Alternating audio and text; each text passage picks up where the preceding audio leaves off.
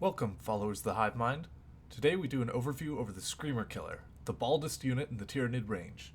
Let's jump right in. Screamer Killers are a hyper-adaptation of the basic carnifex, spouting 4 arms tipped with huge talons and a scream that will shatter any foe's morale. They are often seen on the front line of Tyranid assaults, diving into the enemies with their unmatched ferocity. Their bioplasmic screams rupture eardrums and shatter bone, obliterating anyone who hears it. Its howl can be heard across miles of battlefield, and no Imperial troop will feel vigilant with the Screamer KIller on the prowl. It assumes a more upright stance from the original Carnifex, and more outstretched arms, as well as a balding forehead. Overall, the Screamer KIller is one of the most horrifying monsters to see barreling down your front line. The Screamer KIller is a Tyranid monster on a 90mm base. It has an 8-inch move with toughness 9, a 2-up save, and 10 wounds. It costs 125 points and can only be taken in ones. It has the ability Death Scream, where one unit hit by its bioplasmic scream must take a battle shock at -1.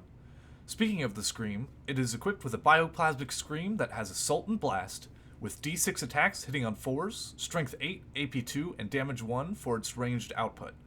For melee, it's equipped with Screamer KIller Talons at 10 attacks on 3s with Strength 10, AP 2, Damage 3. This is a well-rounded profile with decent defense, offense, and a little bit of support. Its melee damage takes buffs very well, and in certain detachments it can get much scarier. Its defensive profile is decent, but if it's caught in the open in front of ranged threats, it likely won't survive targeted fire without an invulnerable save. A 2-up save, though, makes it shrug off small arms fire easy, and benefits from any stratagem that reduces opponent's AP a lot. Now, for list building. The Screamer KIller is a very general-purpose monster, able to be used in numerous lists and detachment to buff its profile. Invasion Fleet is a great detachment to give sustained or lethals with hyper-adaptations. It also enjoys most of the stratagems in Invasion Fleet, some examples being Rapid Regeneration for survivability, Death Frenzy for a chance to fight on death, or Overrun to give it a 6-inch consolidation. Obviously, Crusher Stampede gives some nice buffs to the Screamer KIller. Once it's wounded, it'll be +1 to hit, making its talons hit on 2s. For stratagems, Rampaging Monstrosity can reroll the hit roll, and Untrammeled Ferocity gives it Move Through Terrain, which is a great buff to its movement capabilities. Subterranean Assault gives it an easy way into combat, and rerolling ones to hit gives a slight damage buff. Personally, I love using the Screamer KIller in Synaptic Nexus, where its forced battle shocks can convert to mortal wounds with the Smothering Shadow. All the Synaptic Imperatives also benefit the Screamer KIller, either giving a 5-up invuln, +1 to hit in melee, or +1 to charge. You can also worsen AP into it with Reinforced Hive Node, giving it more survivability. If you plan to use it in Synaptic Nexus, it could be a good idea to pair it with a Neurotyrant, so it can be given a Neuro Node to keep it in Synapse range, letting it take advantage of all the imperatives. Overall, though, it is usable in most attachments, though it may need some support to provide maximal damage. For deployment, you want to deploy it far forward enough to be able to get into melee, but also not in line of sight of any ranged damage dealers, as it being taken off the board turn 1 is a bad feeling. I often put it behind 2-inch terrain footprint, so it can move over the 2-inch terrain while still being protected. Watch out for those talons sticking out though, as some opponents will play with line of sight to model and not the base. Cover saves greatly benefit its 2+ save though, and can be given a bit more survivability if it's in cover. Crusher Stampede can be a good option to deploy more aggressively, as the move through terrain stratagem can have you deploy it completely behind a ruin and move through the ruin unhindered without worrying about moving around it. Now, once the game starts, the Screamer KIller? Ooh. The Screamer KIller wants to get into melee as fast as possible. Its damage is good on most targets that are not huge monsters and vehicles, and even then, it can do a decent chunk to many. A good target for the killer to go after is Terminator equivalents, where it's wounding on 2s and killing a model for each failed save with damage 3. If its scream battle shocks the unit it charges, that removes stratagems the opponent can use to save their models, and if they are on an objective, gives them OC 0, which can potentially swing an objective in your favor for the remainder of the turn. Any way to give it lethal or sustained makes its damage much greater, as 10 attacks has a lot of chances to roll 6s for those keywords. One downside to this game plan, though, is that a large base and 8-inch movement makes it hard to cross a lot of distance fast, especially with terrain in the way. Crusher Stampede remedies this issue somewhat, with Untrammeled Ferocity giving it the ability to move through terrain unhindered. Subterranean Assault also gives it a quick, safe way into combat, though Haruspex will likely be a better alternative in this situation.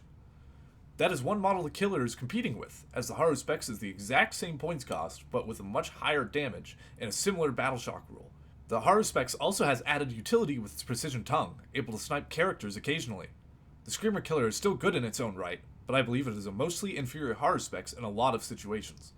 A good way to use a Screamer KIller, though, is like its roots, a distraction carnifex. It looks scary and intimidating, and it has enough damage output to be potentially deadly, so your opponent focuses on it instead of other targets that may be scoring points or staging for a later turn. At 125 points, it doesn't feel great to throw away, but if it can draw enough enemy fire from other units, it can be a worthwhile trade. Again though, a Haruspex can fill a similar role, which is why you may not see a lot of Screamer KIllers in top lists. This doesn't mean it isn't a dangerous model, however, and it should never be underestimated, as its melee damage is scary when it gets into combat. Overall, it's a great general melee damage dealer, and can be intimidating when given the right support, if not a bit outclassed by other models. Now let's review the strengths and weaknesses of the killer before we close. It's got great melee damage, it takes damage buffs very well, and its battle shock can be nice for denying stratagems or OC control. Now for some negatives, terrain limits its movement a lot, defense is not very high, and it's mostly an inferior Haruspex. Also, it's got a bald head, and I don't like that. Overall, the Screamer KIller is a decent monster to add to your army, if not outclassed by the Haruspex. It does great damage when it gets in, and can be either a great distraction or good damage dealer with support. I never got the edition launch box, so I didn't start with a Screamer KIller. I used to hate its bald head, though honestly the model has grown over me over time. I just wish it had some more unique rules to set apart from the Haruspex. Maybe like a points buff for it would be nice. A new edition is coming soon, though, and that always brings new and improved rules. Perhaps it can escape the shadow of the betentacled maw. It'll never escape that hairline, though. That's embarrassing. Thank you for watching. I hope this overview on the Screamer KIller gave you some valuable knowledge on screaming and killing. Leave a comment if you have any tips, tricks, or suggestions for the next unit I should cover. Make sure to like, comment, and subscribe if you like my content. And until next time, may the Hive Mind treat you well.